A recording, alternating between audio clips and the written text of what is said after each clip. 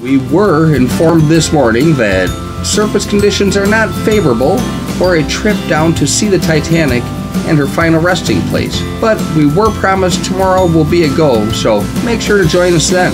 Until then, let's dive a little deeper into the story about Titanic, past and present. It was today back in 1912 when the Titanic slipped below the surface of the water and took its final journey to the floor of the Atlantic, a little over 2 miles from the surface. Fear beyond words is all I can imagine for anyone who was aboard Titanic that fateful day. Wow.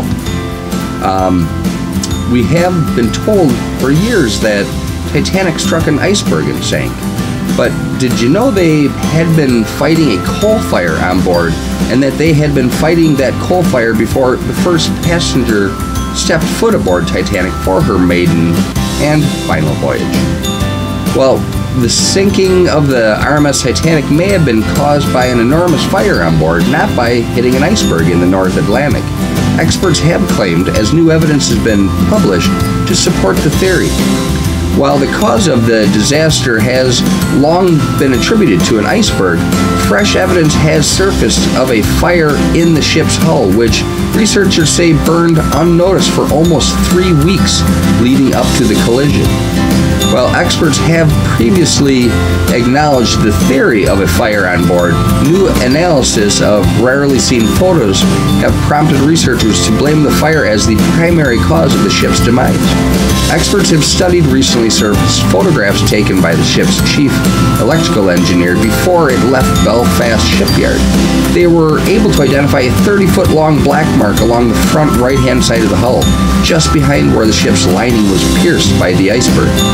Experts subsequently confirmed the marks were likely to have been caused by a fire started in a 3-story high fuel store behind one of the ship's boiler rooms.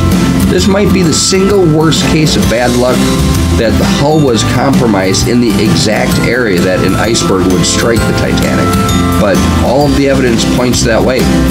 We're looking at the exact area where the iceberg struck, and it appears to have a weakness or damage to the hull in that specific place. Before she even left Belfast, a team of 12 men attempted to put out the flames, but it was too large to control, reaching temperatures of up to 1,000 degrees Celsius. Subsequently, when the Titanic struck ice, the steel hull was weak enough for the ship's lining to be torn open. Officers on board were reportedly under strict instructions from J. Bruce Ismay, president of the company that built the Titanic, not to mention the fire to any of the ship's 2,500 passengers. That sure wasn't in the movie. The official Titanic inquiry branded the sinking as an act of God. This isn't a simple story of colliding with an iceberg and sinking. It's a perfect storm of extraordinary factors coming together: fire, ice, and criminal negligence.